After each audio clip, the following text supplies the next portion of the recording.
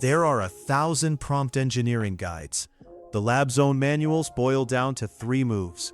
90 seconds, that's honestly most of it.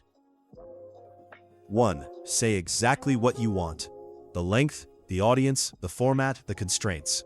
Vague in, vague out. The model can't read your mind, only your words. 2. Show. Don't just describe.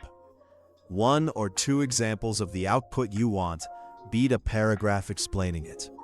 Models are imitation machines. Give them something to imitate. 3. Hand it the material. The facts, the document, the numbers. A model guessing from memory can't compete with a model reading your actual text. And when the task is genuinely hard, add the bonus move. Ask it to work through the problem step by step before answering. On complex problems, reasoning out loud immeasurably helps.